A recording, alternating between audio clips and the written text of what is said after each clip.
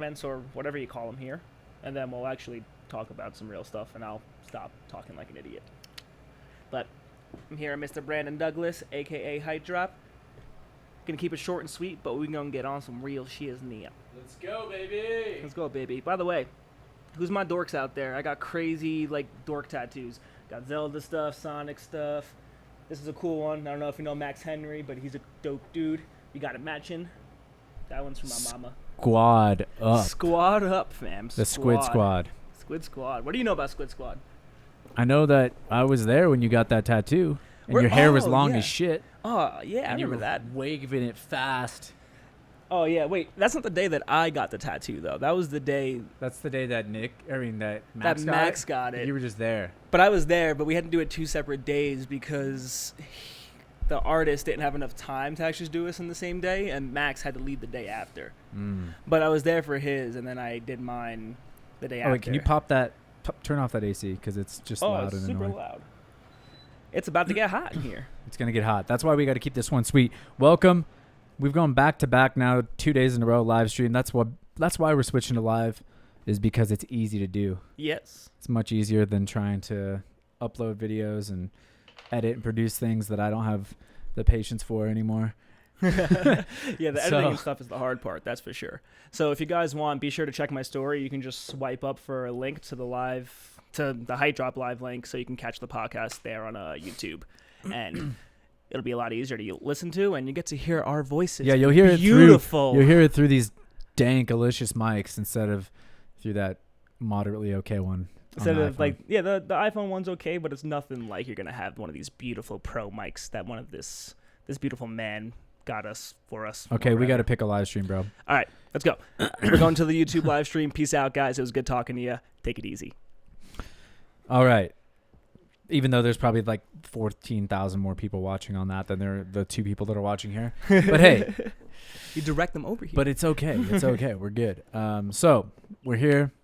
Thanks for being a part. Of course. And let's get right into it. I guess we were just sitting here on our asses and feeling good. And we just went out and had a little bit of a hot training session. And had a nice little recovery meal. Thank you, Trader Joe's.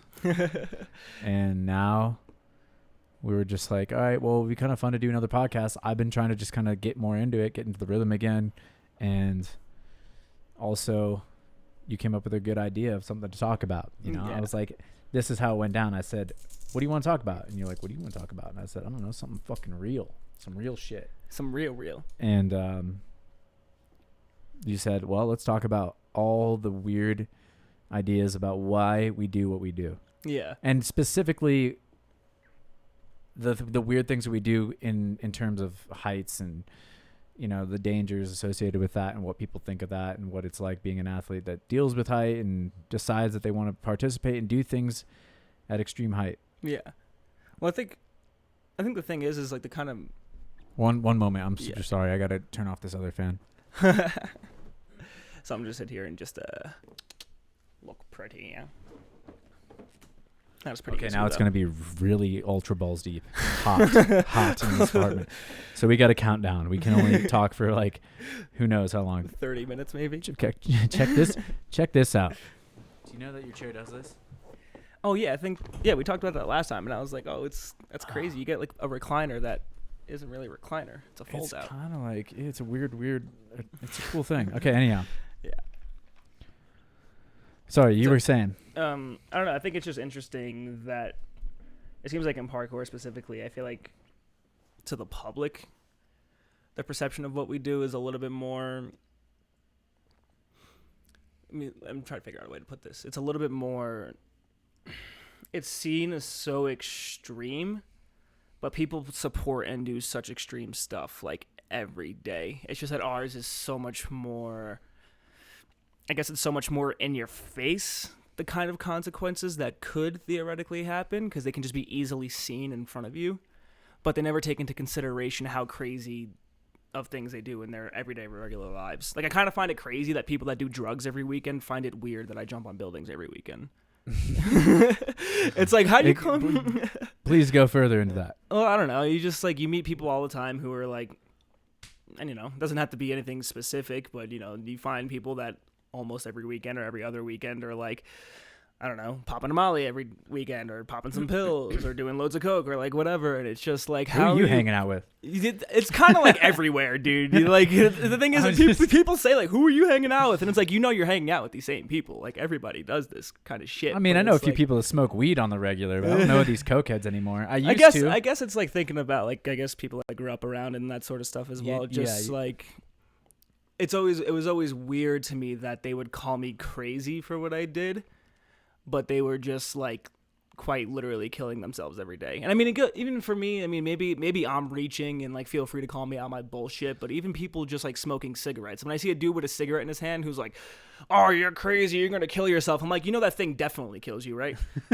Like, I may die here. We're 100% certain that's fucking you up. Yeah, like we're 100% sure all know that's gonna screw you up. Like, and even then, there's maybe some leeway. I mean, maybe. Whoa, just like knock the computer. We're good. Oops. But it's just interesting. But I think it's also because it hasn't been around long enough for people to understand the process that goes behind it. I was gonna say that because like I can say the same thing. Like for me in my head, I always think of like fighters, and I'm like, so many people not necessarily support fighting, but they support like martial arts and like boxing and that sort of stuff. And it's like, yeah, if you took a completely untrained person and put them in the ring with a trained fighter, that is a mortally dangerous situation.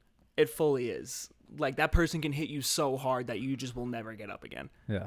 And I feel like it's a similar situation if you take somebody who's never done an ounce of like parkour training in their life, put them on top of a roof. Like, yeah, it's a dangerous situation to put them in. But if you take someone who's spent years and years and years training and like taking the small steps to actually progress up to that, and do the preparations, figure how it works on mats, or figure out how it works like on ground level, and they're really meticulous as a fighter would be, that when a fighter goes in the ring with another fighter, the risk factor isn't anywhere near the same. It's just not, because they have an understanding of what's actually happening. And you can even go further down into figuring out, like for people who are just learning to drive, taking someone who's never driven before and then putting them on a highway is an extremely dangerous thing to do. If you observe a highway from the outside and look at how crazy that crap is, it is terrifying to watch people drive. And like, it kind of gives me a perspective on what it looks like, I guess, for us to be doing stuff when you don't understand it. Because when you're looking at like people driving on a highway from the outside, you don't know what moves are being made where. Yeah. Everyone's moving super fast, but from their perspective, everyone's moving at the same speed and kind of slow. And it's kind of the same thing. It's like people see us from the ground. It's like, oh, we look like crazy up high, and just like, I mean, because we are. But from our perspective, the height doesn't look like that, and the distance doesn't look so far away. And it's like, well, yeah. Like, our understanding of it is entirely different from people who don't do it, and I wonder what's a good way to actually. We've worked on compartmentalizing our brain, so that it's like, okay, yes, there's an edge right there with a death drop on the other side of it, but here's the part that I need to pay attention to. Yeah. Everything else, I know I don't. Yeah, I mean, and that goes back to the cars. You can just go, yeah, exactly. Like, okay, you can pay attention to 2 lanes over from you and freak out about, the motorcycle in that lane who's maybe swerving around a little bit. Or you can kind of realize that it makes no difference what that guy's doing. It's not even near enough to you to make an enough driving experience. Yeah, some guy asked on our recent post that got, some attention. Yeah.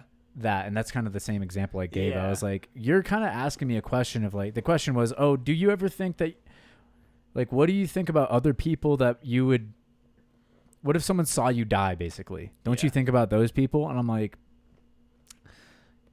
first of all, okay, interesting question. I think it's valid, but it's the same question as like, do I think about the people that might see me die in a car accident? Not really. Yeah. Because I don't get in the car thinking like, this is it. I'm going to probably die on the way here. Yeah. It's like, yeah, I accept a certain amount of risk getting in the car. I accept a certain amount of risk being on the edge of some building. And to me, the risk is substantially lower when I'm on the building because I have a lot more control of the variables. Yeah. Like I know I'm comfortable in the car because I've just had a lot of exposure, but I'm also just I know I'm rolling the dice every time. Yeah. And I know I'm rolling the dice on, training in a roof or whatever, but I've rigged those dice. Yeah. I've loaded those dice in a way where I can't load the dice, driving down 6th Avenue or something. Yeah. Now, I guess like the real thing that I was really kind of wanting to talk about is more so like why. Like why is it that people like us in general, it doesn't have to specifically be parkour, but people that do intense activities, whatever it might be, people who, I don't know, like Elaine Robert, who want to climb the sides of buildings, crazy free climbers, or skydivers. Hey, don't butcher his name. How do you say his name? Alain Robert. Well, I'll tell you He's what, French as shit. I'm not French as shit, and I'm really Alan bad. Roberts. I'm just kidding. I didn't call him Alan. I said Elaine. Okay, well, what do you think? Why do you think like Alain or whatever his name is? We don't really know. And why am I drawing a blank? The Alex guy, Honnold. free solo, Alex Honnold. Well, that's the thing is, Why do you think these people do it? Base jumpers. That's the thing is, I don't think there's a one reason. It's one of the things I've noticed is because like the reason why I do it versus the reason why like Callum does it versus the reason why like Dylan did it or why you do it is actually like a little bit different each time. Like I realize for Dylan, a lot of him was wanting to be calm in those kinds of situations and like learn how to be calm, which is, everyone has their own thing.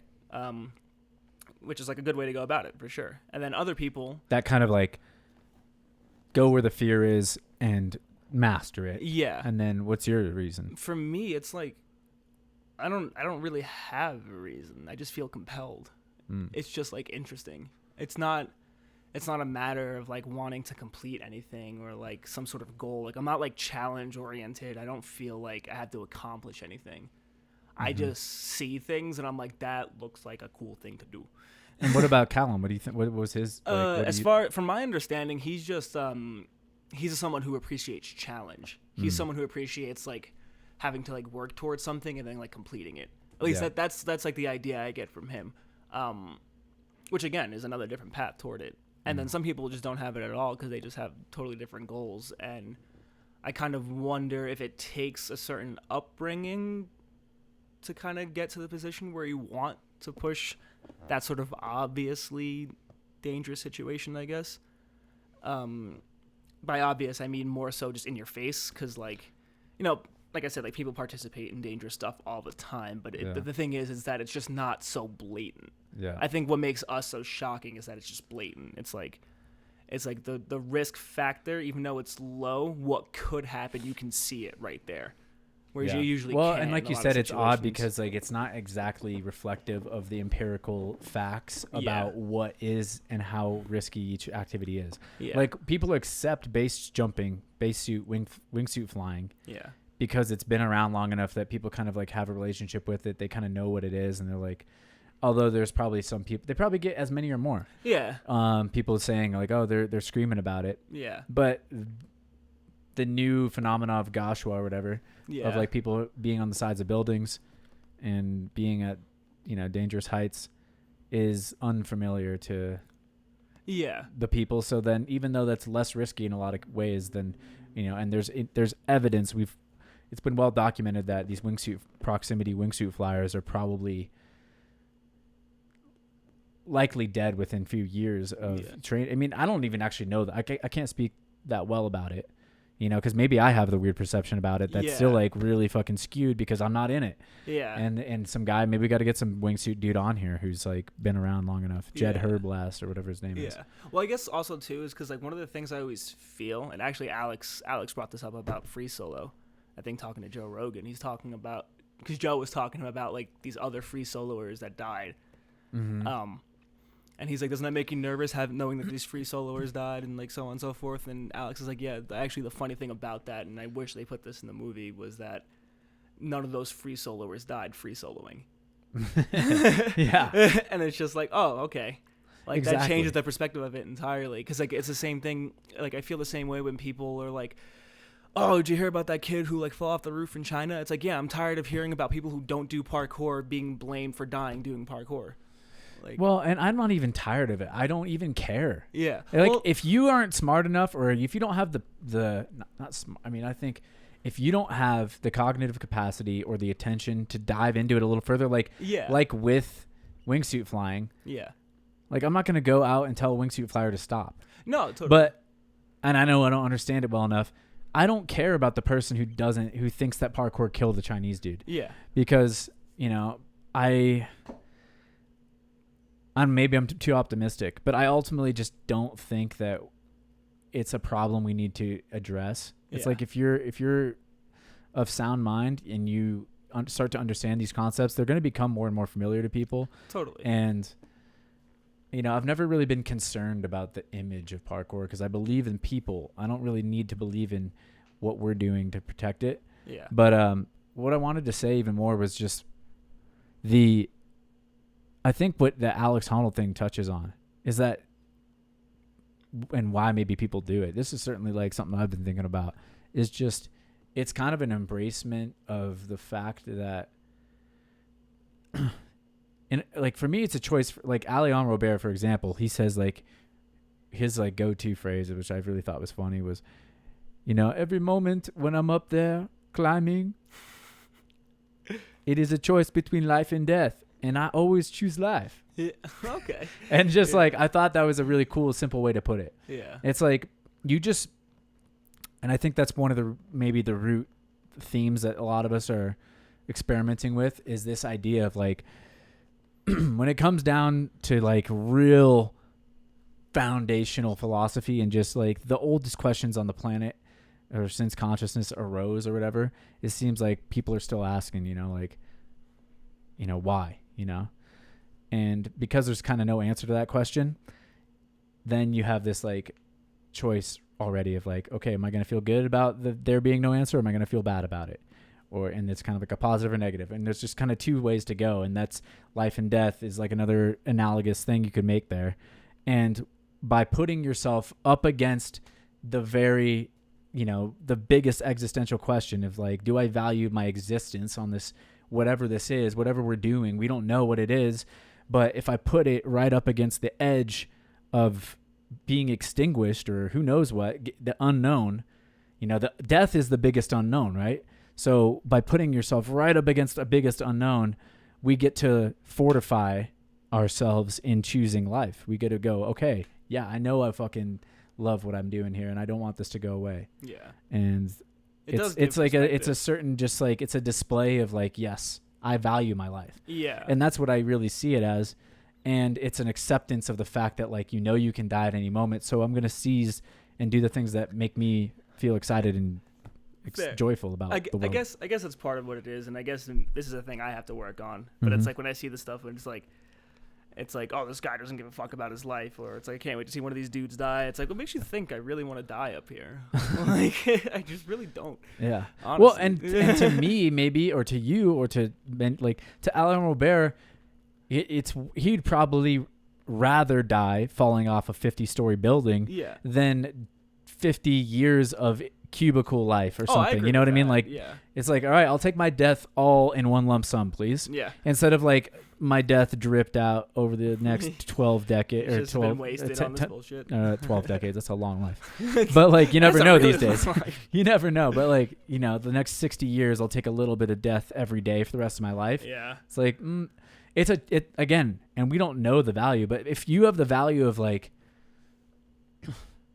and maybe it's not that black and white. I'm just saying, it's just weird. It's like that ultimately comes down to this. Like, I think I know the way to live better than you do, so I'm going to tell you that what you're doing and the way you're living is wrong. Yeah, which is just maybe odd. That's the problem. And I think mostly that comes from people going, they don't actually know, and they're not comfortable with the choices they made, or they're not comfortable with the fact that they don't know if their values are the way they want them to be. And so when they see someone who seems to kind of, in a way, be displaying like a more obvious value system or a way to approach life that, they would never have the balls to even try, I don't know, then that upsets them. That's why they get to lash out. Like it ultimately comes from like this insecure position because it's like, why do you need to tell me what to do? Yeah. Because you need to tell yourself that every day, apparently. Yeah. To convince yourself that whatever you're doing is like the right thing. I don't know. It's a weird way. Not that even anything is the right thing, but like I guess what feels right to you, or potentially. Or and who knows? Maybe they're genuinely concerned about some stranger on the internet. Yeah. It seems less likely to me. Yeah. I mean, I think definitely sometimes you get those people, for sure. I think people are genuinely concerned for humanity, but it's just a weird little. It's a low resonant frequency to be like. There's also a lot of It disconnect. never comes out like a real concern. It comes out as a judgment of when people make that comment. I think it's also like a lot of disconnect too, because it's like, I know for me, I struggle to even tell what people's our intentions are, kind of on phones and stuff, just because I operate a lot on just kind of body language and just acknowledging kind of what's happening there. And so when I start texting and stuff, it's like really hard for me to tell what kind of mood people are in or what they're kind of feeling, because I'm totally missing a whole bunch of information that I'm used to operating on. So that might even happen like in social media, where it's kind of like, because there's that separation, you feel like it's kind of easier to say stuff that's like maybe mean or whatever, because like the realness isn't kind of really right in front of you. It's kind of like when people are like, oh yeah, in a situation when there's an active shooter, I would totally blow that dude away. It's like, nah, dude, if you were really there in real life, like it's fully different. You think you're Rambo, but you're not, trust me. And it's kind of like, I think it's a similar thing on social media, that because there's so much disconnect between like the real person, you're just people feel like it's really easy to kind of just say whatever, because there's not going to be any reaction or any real kind of emotion behind it. Because like I think even basically for people, like the kinds of things they would say to people online, they would just feel bad instantly as soon as they said it, because of like a sad reaction a person might have. Not even because it might cause conflict, but just because you're like, when you actually hurt a person in real life, it's like harder to deal with than when you do it online. Yeah. So I feel like people can like allow their anger of misunderstanding to cloud their judgment and kind of say just like rude things for no like real reason, rather than trying to like sort of figure out what a person's angle is. I think social media makes it easy for anger to kind of take over, and I only say that because like I'm guilty of it and I've done it myself, and I think you can kind of really easily allow it to make you just be like and just say whatever you want, because there's no like real consequences. And not even just consequences toward yourself, but towards like other people. And that's weird, right? Like, it's interesting to pay attention to that. Yeah. You know, what if you're the kind of person who writes comments online? Yeah. Why are you writing them, and what are they like? What, I mean, maybe read into that a little bit. Like, what is the comment that you're leaving, and what's the motivation behind that? Because that's usually way more revealing what people say about them than it is about whatever they're commenting on. Right? Yeah. Well, I guess I can understand like where it might be coming from. I mean, naturally, people always just kind of have a need to sort of input, because that is just how humans operate. Like, we need to input for each other for things to work properly. Mm-hmm. Like, because we are just a communal species, that is how things work. It's just that now it's on this gigantic scale around the entire world. And I think it's too big to handle, and we kind of don't accept that it's too big to handle, so we keep treating it like it's a small tribe, and it's not. It's kind of like finding a way around that. What do you mean by treating it like a small tribe? How do we do that? So the thing is like, people always want to have a voice because they want to help. I do think genuinely deep down, it's a natural thing. People want to be a help because that's what's valuable in human nature. Mm-hmm. Like that's fully, if you are unhelpful to the rest of the humans, you are useless. You'll be exiled. Exactly. Go out in the woods and starve. Like that's just the natural order of it. The natural order of it, which we don't necessarily follow anymore. But I think it's still ingrained in us, and we still fear it entirely. I mean, that's what the fear of judgment is. Yeah. And so, I think like the commenting in the first place is more so a need to be constructive to, essentially in some sense all of the internet. Like you're subconsciously viewing all of the internet as this basically intertwined gigantic tribe, that you're hoping that what you say helps move them in a direction that you think is the best for everybody to keep moving forward in. And so people will say those things more so because they feel like they need to have the voice, rather than sitting back and thinking, oh, am I correct about this? Is this actually going to help everyone move forward? Mm-hmm. And it's like what happens too is that now so many people are like really far away from each other physically, and we don't necessarily realize what that does to you culturally. Like even in the States, I've been beginning to realize like West Coast versus East Coast, North versus South, so on and so forth. Even just in one country by itself, you can get culture shock by moving to a different state in the same country, just because you're so distant from each other. And those cultures can kind of clash. And what happens online is people don't understand that cultures clash and don't have an understanding of other cultures outside of their own sometimes. So then when something disagrees with them from another part of the world, they just can't fathom it because they never grew up with anything like that. And it's so foreign and so weird, so it just completely bounces away. I don't necessarily know where I'm going with that, but like it's like an interesting observation that like I've taken, and I don't know how accurate it is or anything like that, but it's just.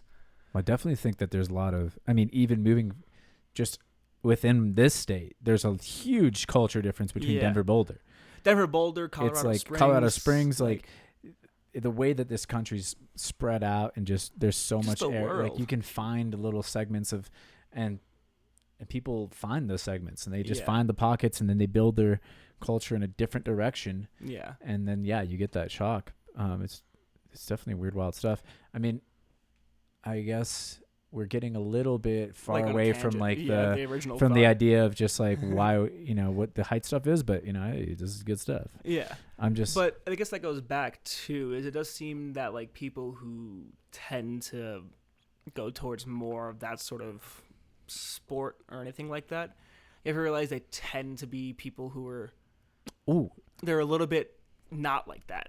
They're kind of like solo a lot of the time, and they kind of don't pay attention to what's going on around a lot.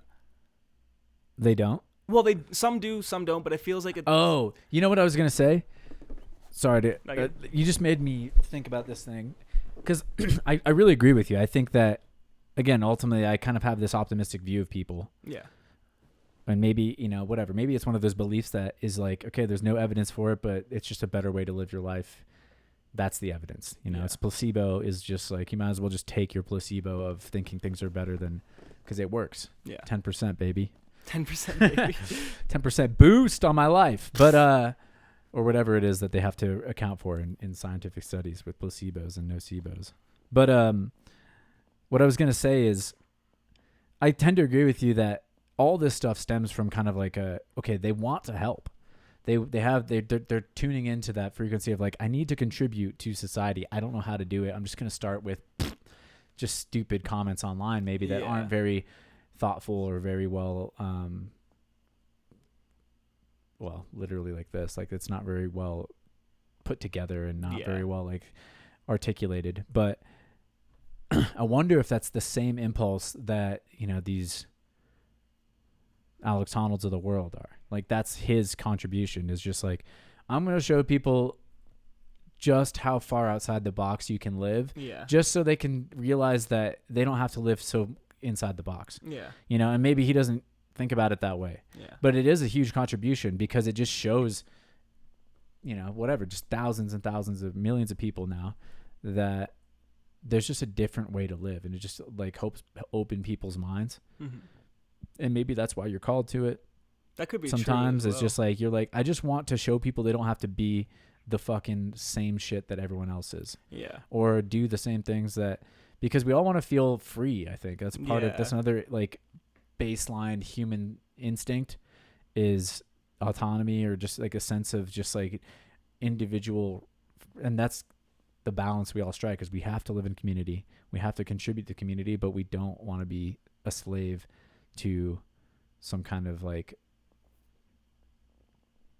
system of, I don't know, just that dictates the way we behave. Like we need our own sovereignty. And I think it's also about like figuring out when that system isn't enslaving you, but when it's also like actually being beneficial to everybody. Yeah. Because I think that's where people go kind of wrong sometimes, is either putting too much faith in the system and then just allowing it to make the decisions for them, or not trusting it at all and thinking we just need freaking anarchy.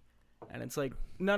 There's like it's like a balance. It's a constant, it's a tightrope we're walking here, but like we all have to contribute to each other. It's a tightrope, It's not like if we all jump on the fucking right side, we fall that way.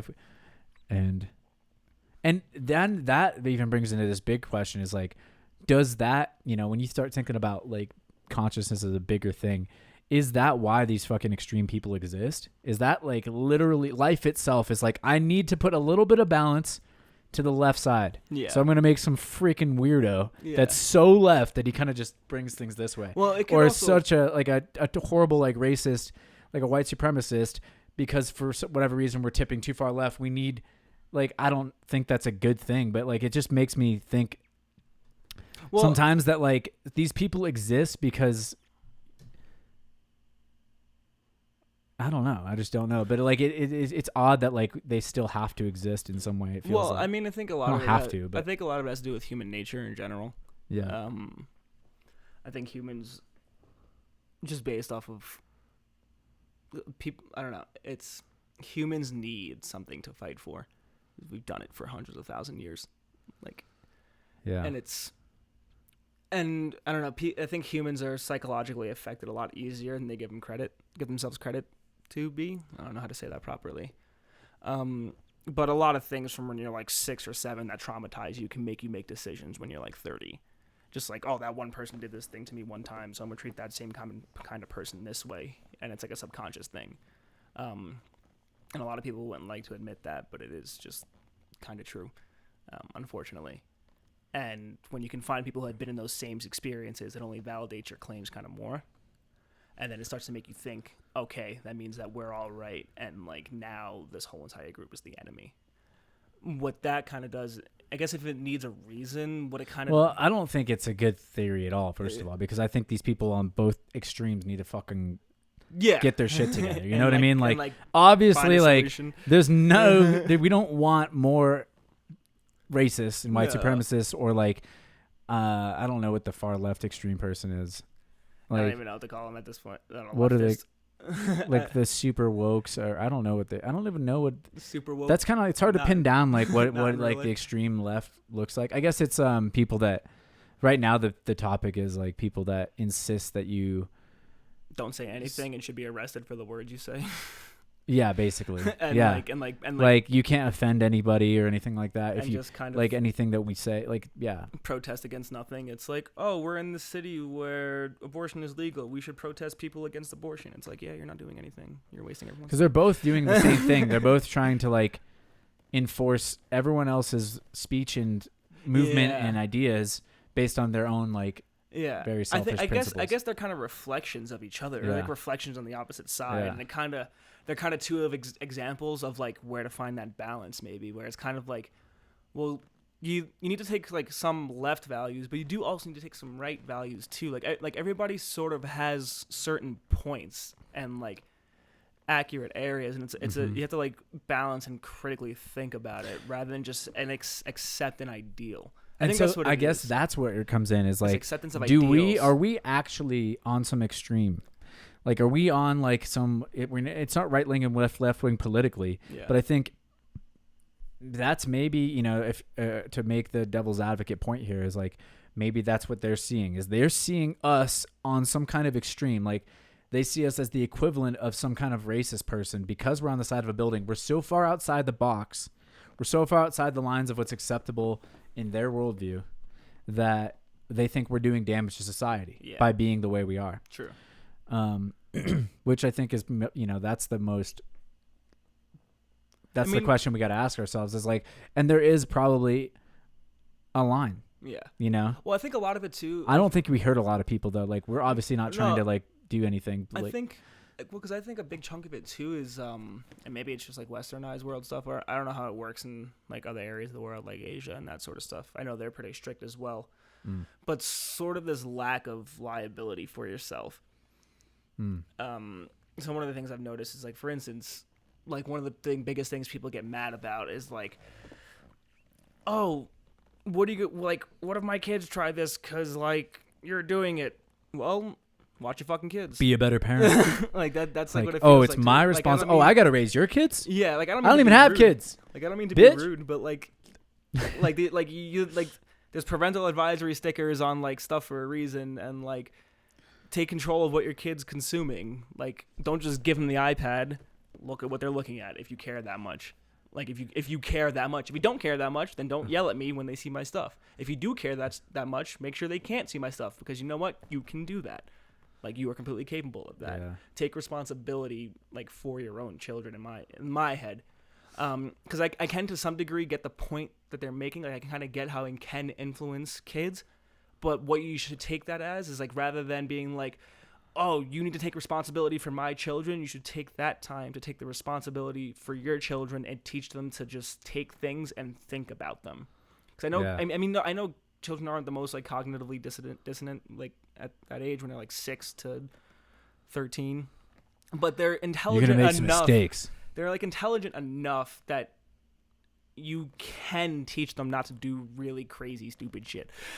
If you think it's like crazy and stupid, as long as you pay attention to it. And again, this is maybe coming from an ignorant standpoint. Obviously, I'm not a parent. I just grew up around a lot of like toddlers and children, like my entire life, and dealt with them a lot. I think it goes back to just like the original question, which is like, why are we doing it? Yeah. Why would your kid do it? Because maybe if he did it for the wrong reasons, yeah, it's a stupid thing for him to do. Well, maybe but it's if he more does than it, one. What? It's probably more than or if one. it's you know, It's like a mix of things. It's like genetics. Because what is their maybe their insight? They think like, oh, this person's just trying to get views on YouTube or whatever. They're just trying to attract attention so they can. I don't know. I don't know what they're trying to like. What their viewpoint is of someone who's doing that. It's like, okay, you're up on a building, trying to like get eyeballs on you so you can monetize. Like, I don't know, just like like they don't see that there's a practice and an art form and like a certain development, a self-development that's happening. Yeah. And so they don't see the value in it. They just see it as a stunt of like a jackass style stunt or whatever. But and maybe that's part of it and too. like that's maybe not what you want for your kids. For sure. Like we don't want, you know, if I had like my wishes, like if I was going to have kids, I probably wouldn't want them to be the Steve-O's of the world, you know? Yeah, I mean, definitely. But also, Steve-O's a incredibly successful human being. It's just like, and so is that really come from like my own insecurity about like what I would want for my kid? And you know, it's just, you really got to dive into it because Steve-O's done some fucking crazy shit, but he also, you know, if you ask him, I bet he's very happy that he's who he is. I don't know. I think sometimes too, though, is I feel like because there's certain times where like I've had like parents just straight come out at you like really aggressively because like their children can view you doing something, and it isn't everyone. A lot of the times they've been really cool, honestly, but like I do find it weird. So for instance, a friend of mine, Flynn, he was balancing on like a bridge, and some lady saw him and was walking with her kids and basically was just like, oh, that's so dangerous and stupid. I can't believe you're letting my kids see this. I hope you die. And he's just like, so you have a problem with your kids seeing me do this, but not like with you telling somebody you want them to die in front of them? Like, where is your logic on that? Yeah. Like, you're okay. I see where you have maybe a problem, but I think actually your value system's a little fucked up right now. I'm not making a blanket statement, by the way. That was a one-time thing. I just wanted to bring it up because it is an interesting situation that does happen sometimes, and I wonder what that is. Like, is that insecurity on them? Is that I don't know. Is it a really? Is. I mean, it's just, or they just so like flabbergasted by the idea of you doing it that they just don't put their words together in a way that's very well thought out, but it's not really what they mean to say. It's just so complicated and so strange, you know? Like, people trying to communicate, everyone wants to connect in a way, but they also, it's just and then it just dissolves into the ether because we're like, all right, now we're asking the same questions that have been being asked forever. You know? We always end up in the same We always circle. end up in just like, what's making us happy? Like, what are we supposed to do about it? You know, like, we're trying not to hurt people. We're trying to be thoughtful about it. You know, I try to ask myself the big questions. I've tried to evolve my practice. Like, I don't really have the same affinity that I used to go at height. Actually, for a while, I was like, this is all I'm interested in. Now I'm getting, okay, am I really learning, like, my value? Where does my value come from when I practice it? I try to pay attention more than ever to that. Because it's put me up against those questions more frequently. And to me, that's why it's valuable, because again, you're putting yourself in the situation where you're really asking what you want and what value in life. So it might take you out of it, is all I'm saying. Like, it might be something that you do grow out of. And maybe that's what these parents want to see from you, but it's like, it's not up to them.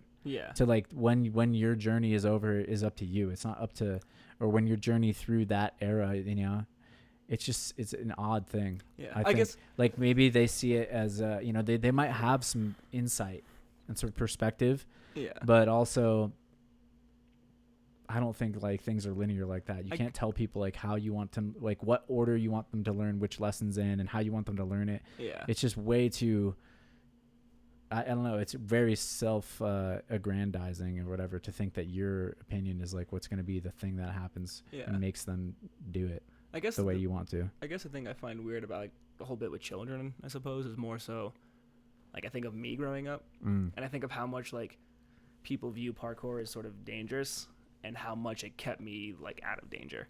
It kept me from dealing with a bunch of like thugs and a bunch of drug dealers and a bunch of like fucked up people and like all people that are in jail and have like killed people and stuff by now. And it's like, yeah, it kept me from doing that.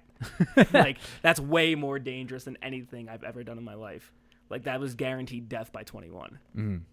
Or like at least jail. Yeah. Like one or the other. Well, exactly. Yeah, exactly. It's like, what are your circumstances? Like, yeah, maybe it's not for you. Yeah. Maybe you need to play golf. Well, I or guess, whatever the fuck your thing is. I guess more but the point. Because you didn't grow up where you grew up. Yeah. And so like this is something that is like a very extremely healthy outlet. It's what was able to give you a sense of structure and purpose in your life. Yeah. Well, I think too. If they have like, that already, great. Well, I think a lot too is like I feel like parents, and again this is an outsider's perspective, but it feels like at least. Oh shit! What? Sorry, what? Chris Alabaka, what up? Oh, what up, Chris? How's it going? The camera's over there. Bun. Oh yeah, over there.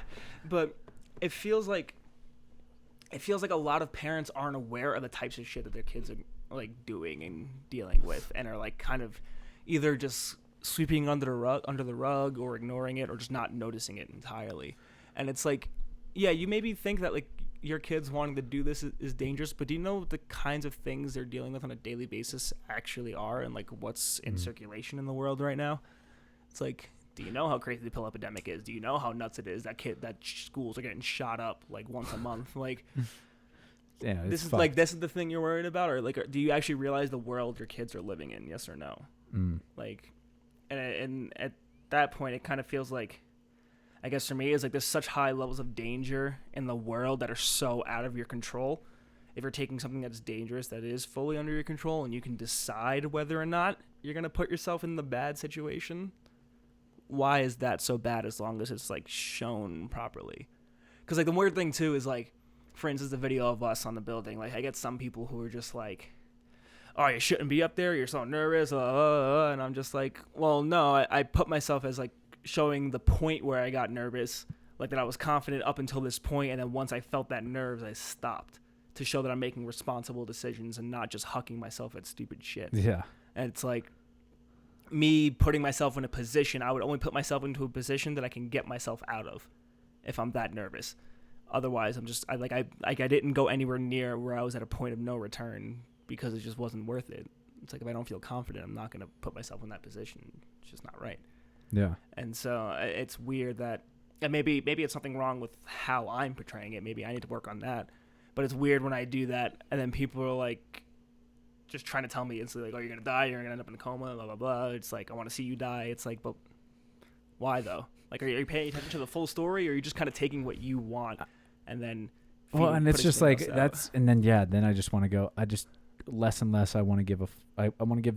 You should not be giving shits about these people and what they're saying on especially on social media, but just in life in general. Well, because I find it interesting because it like people say it doesn't matter, but it does.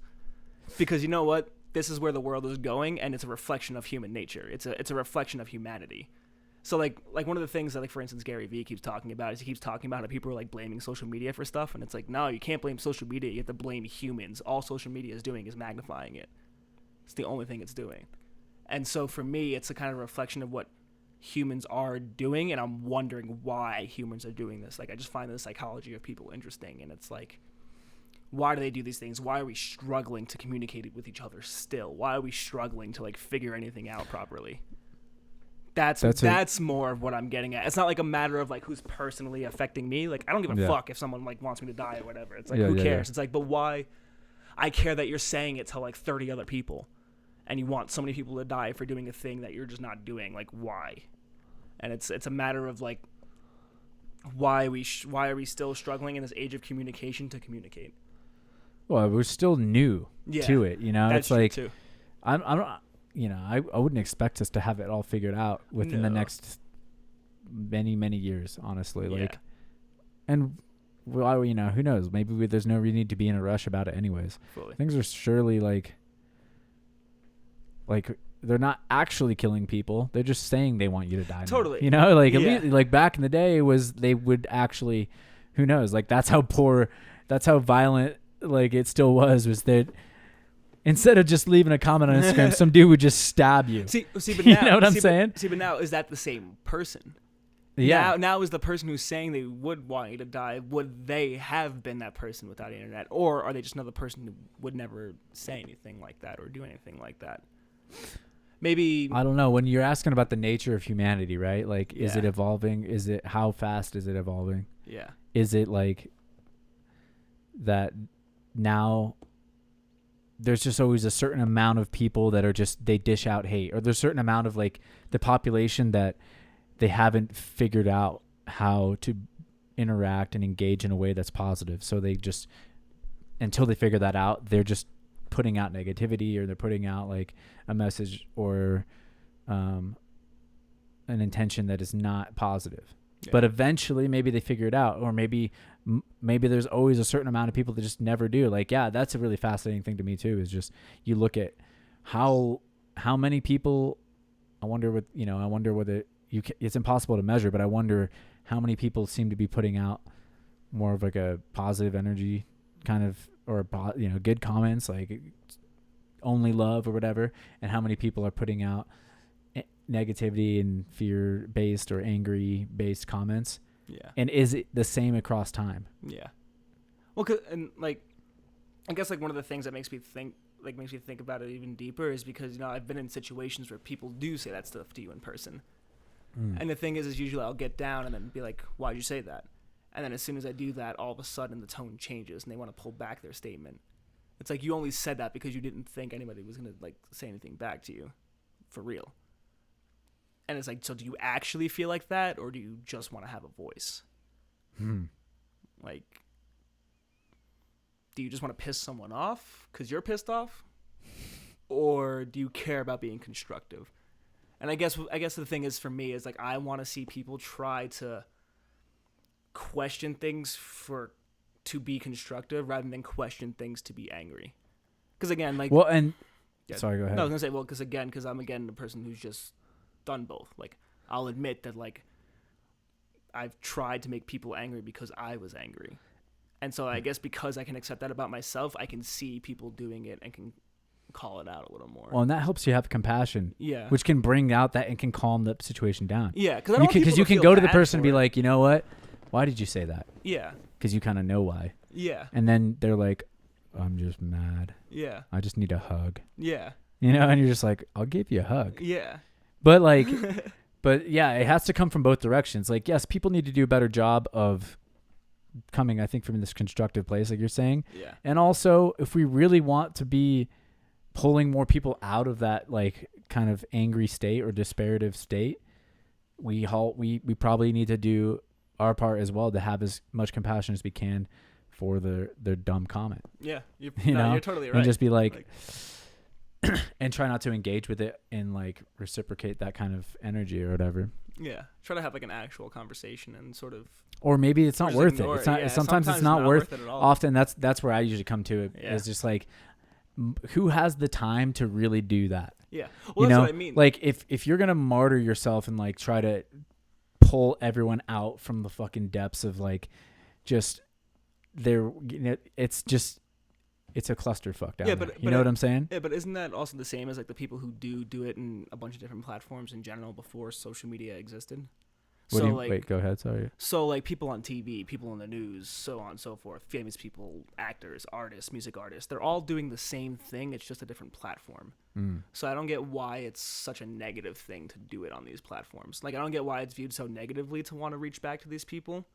I mean, obviously, if you're just wasting your breath, if you're just obviously there's just times where you're just wasting your breath and it's just like not worth it at all.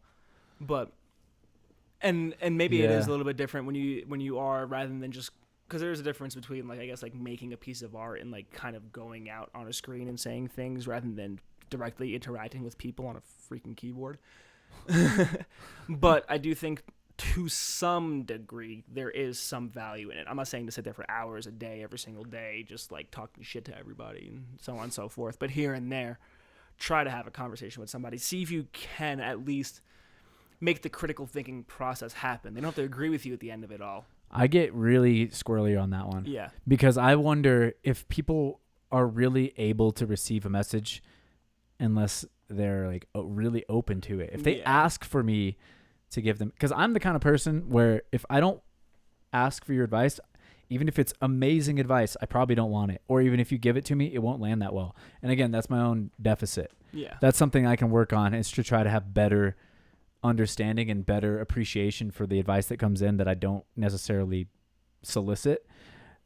But because I'm that way, that's why I disengage mostly. Because I'm like, I wouldn't hear it if I was that guy. If I was pissed off, and I've been that pissed off guy too, I'm not going to hear your comment. In fact, even if I know that it's the right advice, it's just going to piss me off more that you think I need to hear that because I already know, or something like, if you're in that state, it doesn't always help to get in it, to get into it with that person. Like there's almost sometimes I feel like there's no win situation for you. It's also hard when you get that in a situation in real life too, because then it's like you're just getting this dude who just doesn't really want to listen to you at all. It's like yelling in your face, and you're like, dude, come on. Yeah, and I don't know. Maybe that's something. Maybe that's something that we'll figure out. Yeah. Have you ever heard the book Nonviolent Communication? I've heard of it. I'm not actually. Marshall Rosenberg. Mm-hmm. I want to reread it. It's a really fascinating approach to communication, the way we're kind of discussing here. Mm-hmm. And I think like, for sure, if everyone read that book and comprehended it, we would do a lot better in terms of like kinds of things that we're talking about, in terms of like what people are wanting to communicate, responding to people like in a way that's helpful, and not like, because sometimes that it just by engaging with it, you don't even realize that you're doing the same thing. Yeah. You're like, oh, this guy pissed me off. I'm going to make him think the way I want to think. Yeah. Because he's trying to make me think the way he wants to think. Yeah. Fuck that. I'm going to make him think my way. I'm going to fuck his brain. And then he started going back and forth and down this whole circle. And then you're pissed off at yourself. And then you both go back and forth, like just trying to fuck each other. And like. And then no one wins. Nobody wins. Yeah. Like somebody wants to get fucked. And then they can fuck the other person. Somebody has to want to get fucked, is what I'm saying. Probably, yeah. I don't know, dude. I don't know. It's hard. It's like really, really difficult to figure out, because it feels like a problem that people have just had forever. Because it feels like any new thing that comes out, this is kind of how it is. Like skateboarding went through a similar thing. Like I'm sure motocross did. I'm sure the two dudes were like, let's fly a plane the first time ever had to deal with this shit. In some and look where they're at now. It's like exactly. That's it's like it's not really that rebellious to be a skateboarder anymore. No, it's not. You couldn't say that like, oh, I'm fucking badass because I ride. It's like you probably the same as like the kids that are playing golf now. Yeah, or not really. The golf kids are real, maybe like that's old money, like potentially. But I don't know. It's just and then you get this weird like society thing where you kind of start to see like, okay, well, these certain sports kind of have the only reason you're even able to practice certain things like skateboarding is like you might even have like now advantages and gifts that like actually disqualify you from being rebellious. Yeah. And I think that's one of the reasons why parkour became one of the last activities that is like extreme sport that was rebellious. I mean, I'm sure there's going to be more, but I just mean like extreme sports in and of themselves now are almost like a certain like, I don't want to go this far because I don't think I got to be very careful with this, but I think that in a way, like there's a certain amount of, I don't want to use the word privilege, but there is like to have enough time to be like spending a lot of time doing any of these activities, skateboarding, motocross, parkour, maybe not right now because parkour again had like this no barrier to entry. It was one of the last stands, I guess, of like, we're going to fucking find something that everyone can do because, if you can't afford a skateboard, guess what? These feelings, these emotions, this kind of like sense of self is still accessible to you. But I don't know if there's any truth to that, but it just, you know what I mean? Yeah. It's just like, which is great because all that means is that the world's like coming up to a place where it's like, all right, like we can all afford to like have some time to like really play. But that wasn't a thing, a couple generations ago. Yeah. And for some places in the world, it's not much of a thing still. Yeah. That's all I'm saying is like, if you look at yourself in the big picture of this world now, you might start to understand that like, all right, and that's why it becomes with a little more responsibility as you wake up to these things, because you can see how someone is like, all right, well, if it's like some mom worried about her kid, that comment doesn't mean shit to me hardly. But if it was like, I don't know, some like real misfortuned person that was like doing the equivalent of like slave labor somewhere in the world, and they saw it and they're just like, huh. Like if I got a judgment from that person, like, damn, this guy's like just pissing his life away, that would mean something more to me, I think. Yeah. But I don't think I'm pissing my life away either way. We're all doing our best out here. Yeah. I just think that like, it's just an interesting thought, that's all. Yeah. It's like, we all got to do something with our time. Not everyone gets to do the fun things even still. And parkour is pretty fucking fun. And it's also, it doesn't mean that anyone's life was easy. It just means that like, I don't know. I think it's important to just maintain a little sense of gratitude for the privilege that we all have to even do it. You know what I mean? Yeah. I don't know. No, I can agree with that. I definitely think it's pretty accurate. I mean, you're probably privileged to the point of like, oh, my life isn't hard enough, so let me make it harder. Yeah. Well, and that's where I'm coming from for sure, because I grew up in Colorado. Yeah. So like, I didn't grow up with guns, and my likelihood of going to jail or being murdered was pretty goddamn low. I mean, I probably wasn't gonna get killed. Well, whatever. Just I'm Like, saying, like, I grew up in an area where less intense things were happening around me. Yeah. There's like, and so like, I think maybe that's, there's my own thing, but it's definitely something I've been aware of from an early age, because I just, my parents were, or at least my mom is from a part of the world where there was like, my grandparents had to grind a lot harder than I'll ever have to, probably. Yeah. You know what I mean? Like, I can choose to grind that hard for a certain quality of life, but I was already born into a quality of life that was better than theirs. Yeah. With less work. With like no work. Yeah. It's like, oh, sick, cool. Like that worked out. Sweet. I think about that with my parents too. I'm like, oh, damn. Thanks, guys. Really appreciate it. This is great. And that's like the progress of the world that we're making, right? And that's like why I think I think that's another reason why people get pissed off when they see parkour, is because they're like, fuck, I had to do some shit to get where I'm at. True. And like, now the world's better, so we have more time to play. Yeah. Or we have more time to experiment. It's not just that it's play. It's just like, it's work and it's play, but the problems are different. Yeah. Like, we're trying to solve like maybe different problems, but I think it's just as valuable. Yeah. Because like, this are the problems that we're dealing with now. Like, there's still epidemics of pills and what else, school shootings. Like, there's still a lot to fucking worry about in the world. Yeah. So it's always something. People are just trying to, sometimes, as the problems get a little bit less in our faces, part of like the biggest thing that we can do is just stay out of like the shitty problem areas. Yeah. And like, at least we know we're not fucking around when we're doing parkour, like we're doing something positive for our lives, even if it's not like the best thing we could be doing, for all of humanity just yet. Yeah. I don't know. Who knows? I mean, I don't really know. I guess I figure like Elon Musk or whatever, you're really doing stuff for a lot of humanity, but I feel like not that many people are doing a whole bunch on the greater scale of humanity, which is fine. I mean, I don't think we're all supposed to. Well, yeah, no, me neither. I think like, I don't know, dude. I'm trying to say way too much about way too many big things, I think, right now. I don't know. The world is a big thing. World's a big thing. Yeah. So maybe Elon Musk. I'm just saying, maybe we have more questions than answers now. That's usually the sign of a good discussion, right? Yeah. I would say. Yeah. It's just weird. Perspectives are weird. Reasoning is weird. Humans are just really weird, and we're a lot more complicated than we think we are. Things are. I think the biggest thing really is just that overall simplicity is great, but I just don't think things are as simple as people make them out to be, or are as black and white as people make them out to be all the time. And it's like it's very hard to like stay in the gray, I think, for everybody. It's like me, you, everybody. Just even if you are good at it, it's still difficult because like your natural inclination is to be like yes or no, not maybe I'm wrong. Yeah. Like your natural inclination is to defend what you believe fully. And maybe that's been my struggle for the last couple of years is I don't believe anything anymore. I don't have a yes or no on anything.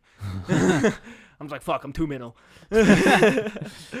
Yeah, that's like this big shift, right? Is we're all kind of like understanding like it's not black and white. Yeah. And so it's How do just you, like there's break the black and there's a white lot of mentality? like there's a lot of pressure to still be in the black and white realm because that's the way that, you know, businesses are run and the way that like a lot of things like old school shit happens. But to solve the bigger problems, we're going to have to get more gray, like you're saying. And it's just like, it's a gray area of the world for sure right now. It's probably always felt that way. Yeah. But It might feel that way forever, honestly. that's Never maybe know. the point, you know? Like, if we all knew, then what the fuck would we be doing here? That is true. But I think that at least we can have a good time. Positive vibes, I think, are always good. But, you know, Crystal Baca and Breach, they've been putting out nothing but love. hot shit and love. So, Sick. you know they're doing it right. Yeah, that's true. And that's what we're trying to do here, I guess. At least just talk about some interesting things. Yeah. I feel that. But Damn it. sorry, Dad. I thought I was going to get to the bottom of that question, dude. We just asked more questions. We asked more questions, but what we did figure out is that we all have come from different walks of life, and that your reason for training is maybe not someone else's, so it kind of makes other people's training more interesting. I think it kind of, you know, it's like maybe you can try that reason out for yourself. It's Totally. like maybe I should try this a little bit more. Maybe I should try to challenge myself more, or maybe I should do it more as a meditative practice. Maybe I should try to teach myself to be calm. You know, maybe it's like it gives you an opportunity to try new things in the same realm. Maybe newer reasons can change the way you approach it. Yeah. No, I think that's definitely good advice. Yeah. Is at least try these things out. Like if you, that's one thing that I've definitely learned is like if you find out that there's things that, and you know this kind of goes back to the Dylan's motivation, but also partly what I feel like I use these fear things for is if you can kind of go into those realms again, like kind of face the challenges of life, like they're infinite, like we're saying. And yeah, maybe you were born into a nice position, but that doesn't mean that you don't have that human capacity that wants to deal with challenge. So by picking it and trying to pick something that it's not hurting society, or you pick something that you're like, I'm trying to confront my own fears and stuff, then at least you're one, not doing harm, and you're advancing. You're maybe coming up with some cool thoughts and good ideas. Yeah. And so You can maybe help spread that too. and then you as can well. spread some shit. People are spreading stuff. They are. Spreading It's- everything. It's Spreading like, dude. love, hate, advice. Good advice, bad advice, like everything. But there's a lot. I think there's a lot more good out there than like negative for sure. It's definitely true. It's really easy to kind of like. It's really easy to see only the negative because that's what our brains do, but also because these things on our internet do cater everything. So once you start looking at one negative thing, you end up in a whole more negative stuff because the computer is basically like, okay, you liked it once, let me show you it 1,000,000 times now. Well, and that's what I think is interesting about podcasts and stuff is they're on the rise, right? Yeah. They're probably just like everything's an intermediary stage. Like nothing is going to be the end all. Yeah. This is the fucking MySpace of, 2019. who knows, as far as we know. Yeah. Yeah. It's like there's going to be another medium eventually that comes out that's even more nuanced. Because I think that's one of the things is like as we've embraced this age of grayness, that's why people like podcasts now. Because they're like, okay, we want to get to know the real ideas. We don't want just, a fucking blip of either love or hate, but that doesn't have any kind of, I want to chew the idea with you. I want to like chew my food before I digest it. And that helps me maybe understand and like encapsulate it or live it out better. Yeah. But I wonder what the future will look like. I don't know. It's so hard to know. Yeah. Honestly. Well, we don't know, that's for sure. Yeah. All right, we've completely washed out our brains. We went pretty deep actually. That went like That went real deep. my head got really messed up. I know. Damn it, dude. feel. I love doing it, but also like I end up like in these just.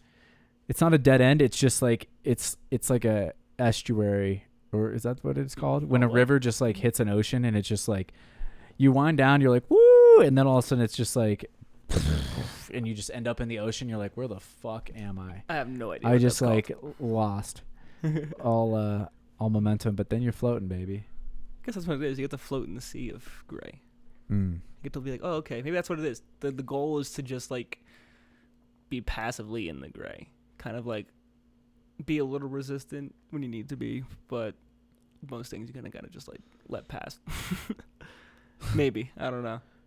Definitely, we really don't know. I'm curious. Yeah, dude, it'll be really wild, dude. I guess I'm just pumped to see the things go forward. Yeah. Certainly, like human beings are gonna be fucking crazy. Yeah. If everyone starts training at the levels that like even are kind of like entry level now with parkour, if everyone's just a little bit more body capable in the next generations, like certainly I think that's going to be a trend, because more and more people are, again, like these things are a response to like what came before it. You know? Like parents are mad that kids might be doing that stuff, but it's like, why does this exist? Because maybe people weren't paying attention to their kids, and so kids had to like find out these things for themselves, or maybe that's good. I don't know. It's just, certainly I think things are advancing and evolving in a good way. So I think health is like we're kind of coming back to like caring about our health in a way that's one of the things that parkour's done. That's one of the things that like you see a huge trend in, is just people are going, oh, you know what's more important than X, Y, and Z is just feeling good every day. And everyone's trying to do that, and everyone's like, certainly the ideas that are coming around that, like, you know, at the Hutt Institute and things too, I've definitely been like chewing on some weird, wild ideas of what the human beings might be capable of within a few generations. Yeah. And then there's like apocalyptic ideas as well. Yeah. Where people are like, oh, for sure in like 10 years, there's just going to be like a few like trillionaire investor class people, like the Jeff Bezoses of the world, and then everyone else will be kind of like there'll be universal basic income, but you'll just be like on this different class of it'll be basically like you're either insanely rich or you're just kind of like floating in the gray, and you have like a subsidized or socialized society, but there's no that could be a weird kind of interesting world to live in too. Yeah. Where like you don't have to work, like nobody has to work anymore, but because robots and just like giant billionaires are taking care of everything for us, and then what do? We just like make art, or what happens? Yeah, I don't know what happens at that point. That's like, where we all just like start doing crazy parkour shit, and like, or do we become like do we try to solve the age like question and become like immortal or something? Like, I mean, people have been working on that one too forever. Yeah. Who knows? I have no idea. I don't have no clue. Tune in next time, and you won't find out anything new. You won't find out you won't be any closer to the answers of any of these questions. That is definitely not true. You may be half a step closer. You might be. Hopefully you got something out of this. I certainly enjoyed it. Yeah, I enjoyed it as well. It was actually kind of like I get to get like a perspective of my own stuff, and I can like get a little bit more into my own bullshit and see if I'm wrong on some things too. All right, man. I think we did it. Bob Ross. Thanks for joining us. Rossing it up. Ross figured something out. He did figure something out. Like, you go back to what he produced, and you're like, that guy was ahead of his time. No mistakes. Just happy accidents. Just happy accidents, man. Just happy accidents. That's what I'm saying, dude. Happy trees, happy accidental bushes, branches. That's what the future looks like. Everyone's Bob Ross. They're just like super peaceful. Super peaceful with the fro. Man, that'd be wild. Imagine everyone on Earth had a fro. Did you see they're making a Mr. Rogers movie? Are they? Yeah. I didn't watch Mr. Rogers growing up. Tom Hanks as Mr. Rogers. Oh, that's genius. Coming in hot. That's good. Oh, before we go, also, did you see the Joker trailer with Joaquin Phoenix? No. Dude, it looks pretty fucking epic. Does it look epic as fuck? Yeah. I didn't even know that it was the trailer is like as well done as any movie I've seen. Really? It's you didn't even know that it was a movie about the Joker until like the end of the trailer. You're like, oh shit, and it kind of like I gotta watch this trailer. Explodes. All right, we're gonna watch this trailer. You guys check it out too. Thank you for tuning in, and much love out there. Peace, love, jump off stuff, or don't. Peace. Whatever you want to do. And James Fisher, you're a legend for always tuning in, brother. Peace. Wow.